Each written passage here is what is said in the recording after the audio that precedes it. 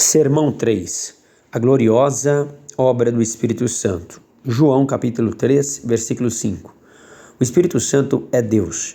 Tem os mesmos atributos e realiza as mesmas obras exclusivas de Deus. Ele é a terceira pessoa da Trindade. Esteve presente na obra da criação e opera eficazmente na aplicação da salvação. Alencaremos a seguir algumas obras do Espírito Santo. Em primeiro lugar, ele convence o homem do pecado. João capítulo 16, versículo 8. Nenhum pecador teria consciência do seu pecado, nem chegaria ao arrependimento sem a obra do Espírito Santo.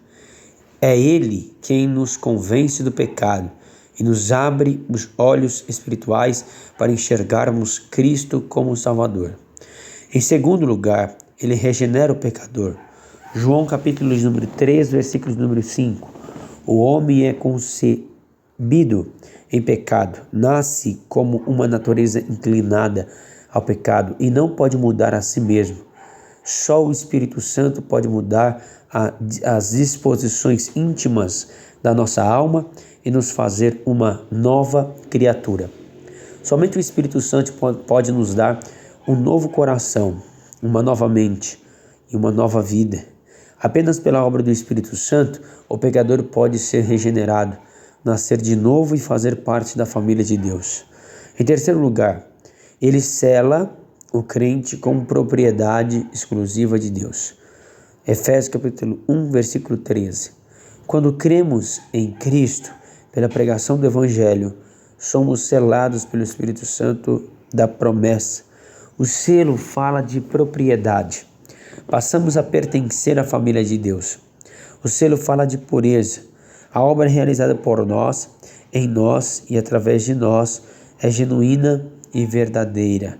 O selo fala de inviolabilidade. Ninguém pode nos arrancar das mãos de Cristo. João capítulo 10, versículo 28. Temos uma segurança eterna.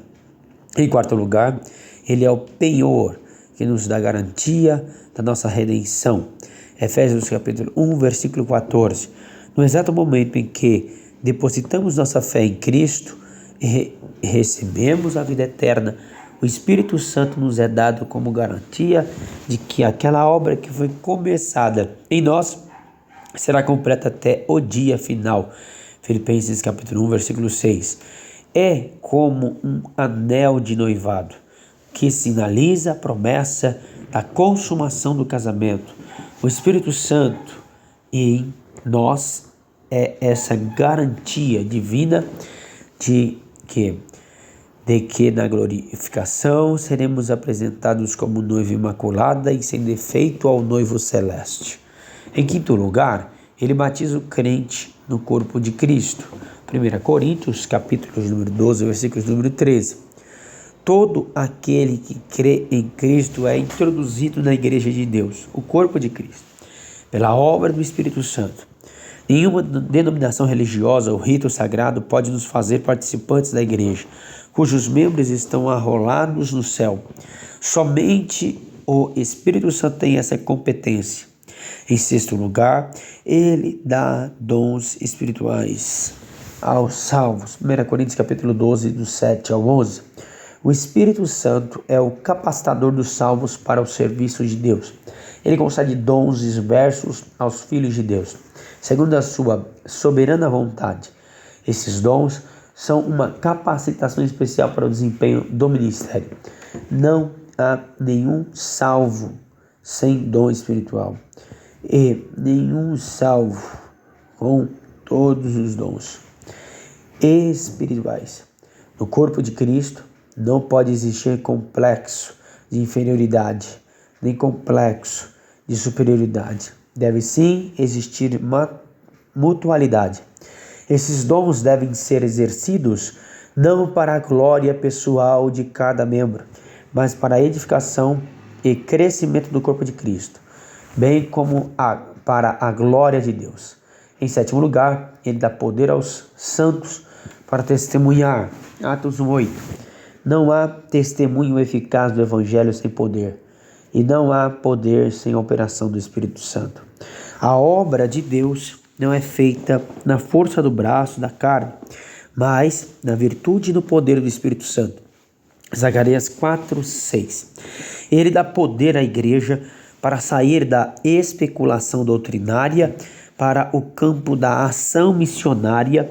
Atos 1:6-8. Ele capacita a igreja a romper barreiras culturais, étnicas e religiosas, a fim de que o evangelho chegue até os confins da terra. Ele dá poder à igreja para perdoar os seus inimigos e amar até aqueles que a perseguem. Ele dá poder à igreja para morrer pela causa do evangelho e não retroceder diante do sofrimento. Ele dá poder à igreja para pregar a toda criatura e fazer discípulos de todas as nações. Sem o poder do Espírito Santo, a igreja não cumpre a grande comissão. Sem o poder do Espírito Santo, a igreja não vive em santidade, nem marcha vitoriosamente em sua jornada rumo à glória. Nós precisamos do Espírito Santo.